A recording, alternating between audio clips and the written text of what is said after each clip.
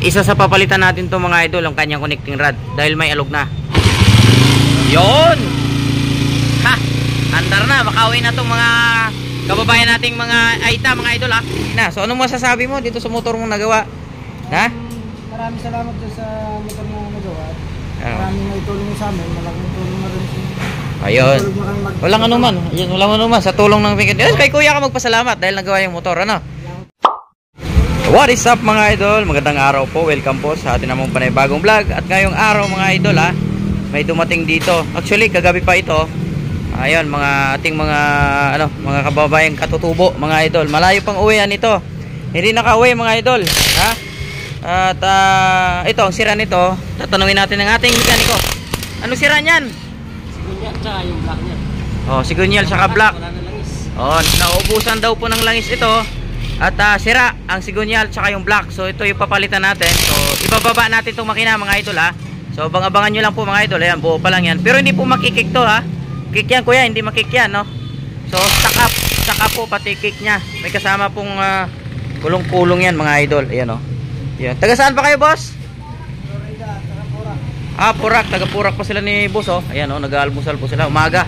Alas 7 pa lang mga idol ha. So kagabi dumating to, so hindi sila nakaalis no. Dahil siyempre kagabi wala tayong mabili ng mga pyesa nito. Kaya ngayon nating umaga titirahin to. At abangan nyo mga idol ha. Kasi baba natin makina. TMX 155 yan mga idol oh. Sayang, naubusan ng langis. Kumatok ang makina mga idol. Sigunyal, saka black. Papalitan natin yan mga idol. So binabaklas na ng ating mekaniko. Alright, so update lang dito mga idol ha.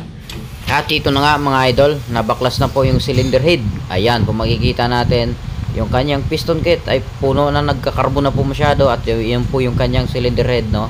So tinatanggalan ng mekaniko natin. At ito nilagay muna natin dito sa gilid. At isusunod naman po natin yan, yung roser pag nabuo na po itong TMX 155. Alright, so inalis na yung cylinder block mga idol para makita natin kung ano nga ba yung sa loob nito. Let's go! Mga hinala mga idol. Ito ang kanyang piston kit ay napakalalim na. Ayun o. Yun o, puro gas-gas na yan. Nasaan yung cylinder block? Ito. Yan, papakita ko naman po sa inyo mga idol. Cylinder block nya o. Yun o. Yan o, puro gas-gas na yan. Kaya tamang hinala, isa to sa papalitan, ang cylinder block mga idol. Tsaka yung sigunyal mga idol. Pero pamamasin shop na lang natin yan no. Pamamasin shop na lang natin para makatipid yung customer dahil medyo kulang sa budget yung customer. So tulungan na lang po natin. So gagawin natin, pamamasin shop na lang natin para makaway lang po yung customer. Alright, so ito tinatanggalan po namin yung piston niya na puno na ng gas-gas mga idol. Ayan o, napakalalim o. Kasi naubusan po ito ng langis. Kaya yun nangyari sa mga idol. Update lang dito mga idol ha. Bubuksan natin itong buong makina. At titingnan natin yung kanyang sigunyal. Kasi nag-lock to. Nag-lock yung kanyang kick mga idol. So hindi na siya hindi siya makikik. Sanhin na dito sa kanyang piston no. Nag-lock siya dahil malaki na, napakalalim na yung gaspang niya oh. Tukod na dito sa cylinder block mga idol. O di ba? Update lang dito mga idol. So tinatanggal po yung mga tornilyo dito sa gilid para makahati na po natin to mga idol ha. So abangan nyo lang mga idol at para makita na natin yung kanyang sigunyal.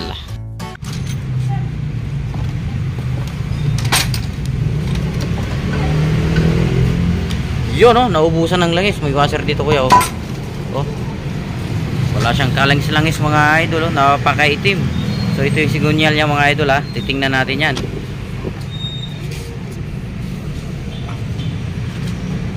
Oh, ito mga idol oh.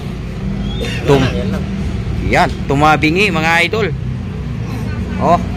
So, pamasin shop natin to para makatipid yung customer mga idol ha. Isa sa papalitan natin to mga idol, ang kanyang connecting rod dahil may alog na. Ayan oh, kung di nyo naririnig pero nakakapa ng mekaniko natin, may alog na ito.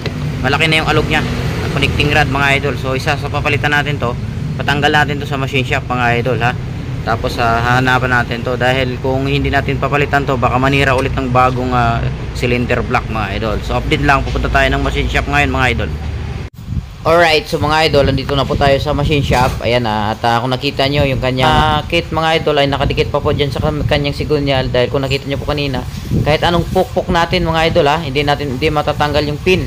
Kaya patanggal na lang natin dito sa machine shop. Ayan nire-refresh na po yan para matanggal at hanapan natin ng connecting rod. Dahil papalitan natin mga idol ay yung connector la. Samahan nyo lang ako mga idol, at pagdating doon sa shop ay bubuuhin na po natin mga idol. Let's go. Alright, so mga idol, update po tayo dito sa ginagawa nating TMX 155 mga idol, na isalpak na ng ating mekaniko. Hindi lang natin napakita yung kanyang sigunyal, pero kung nakita nyo po kanina ay pinamachine shop po natin yan. So naisalpak na po rito, at ito na po yung cylinder block, no? Naghanap pa tayo nito, kaya hindi natin na-videoan itong pagkasalpak nito, pero napakita ko naman po sa inyo kanina nung pinamachine shop natin, ano? So ito standard na TMX 155 mga idol, ha. Ito sa salpak natin to. Yun, no? So mura lang po ito pero quality. Oh. Oh, di ba? Mura pero quality to mga idol, ha. Kumpleto na to. Mayroon na ring piston kit at piston ring mga idol. Ayun, no? Isang set na yan. So salpakan na mga idol, ha. Update dito, ha. Kasi nagmamadali na yung mga tropa nating mga Aita dahil uwi pa sila ng ng bundok ng sa Florida pa daw sila uwi. So binubuo na ito mga idol, at nag-a-align po tayo dito. Ayan, oh. Yan. Marami pong gawa ngayon mga idol, ha. Ito pa natin, kakasapan natin yan. Pero dito muna tayo. So update lang sa inyo mga idol, ha. At titingnan natin kung mapapandar natin, kasi nung dumating dito mga idol ay hindi na maandar at hindi makikik. Yung pala ay tabingi ng sigunyal, ha. Tapos ito, stock up na po ito mga idol. Ito. Yan, kung nakita nyo kanina, pina-refresh natin to sa machine shop dahil hindi na mahugot ito. Itong kanyang pin ng piston kit mga idol, sobrang tigas, kaya nanira po siya ng cylinder block. Ayan, makikita mo, napakalalim ang gasgas, oh. Yan, so update lang dito mga idol, ha. Alright, so mga idol, update po dito sa TMX 155 na ginagawa. Nasalpak na po ng mekaniko natin yung cylinder block, no. Hindi lang natin napag-videoan dahil nag-a-align po tayo mga idol. Ito, pa-start na yan. Kung aandar na siya, ha, start na yan. Ilang kick.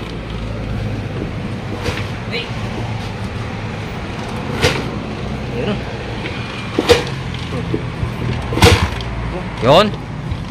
Under na yan, under na yan. Nag-stack kasi ito mga idol, ha. Nawalan siya ng langis.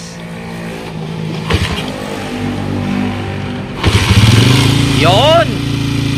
Ha, under na. Makauwi na itong mga kababayan nating mga Aita mga idol, ha. Pataas ang minor, no.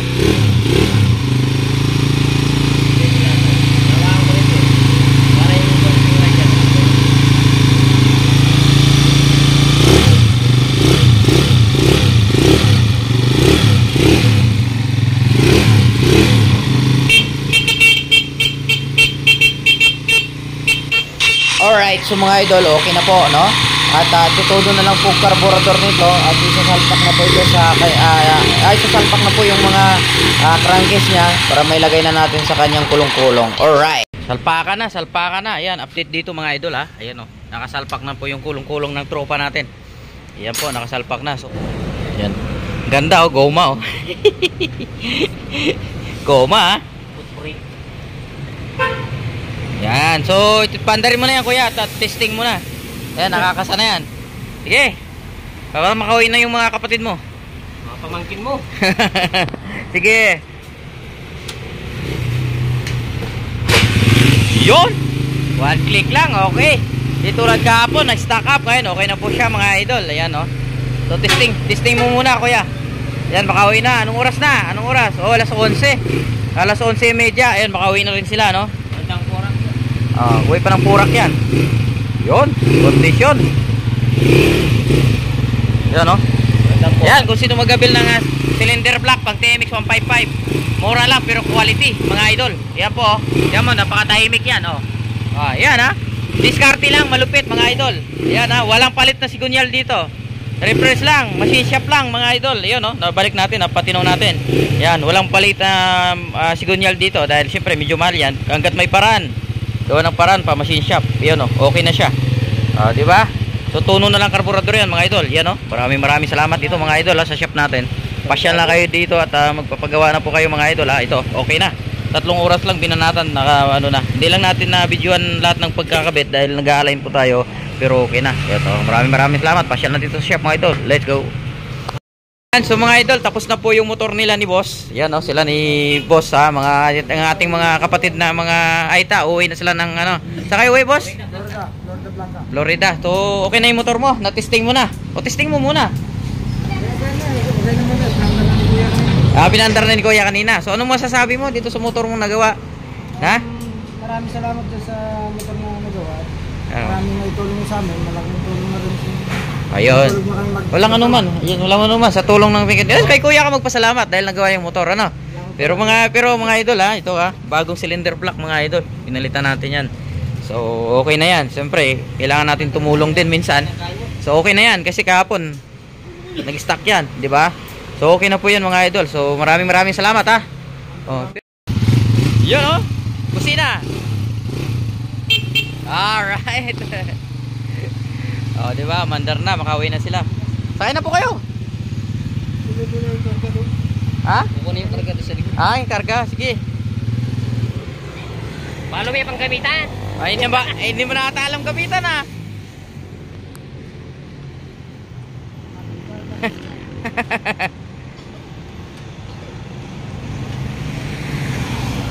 Yan, makauwi na sila ni tatay oh. Makauwi na sila. Ingat kayo ha.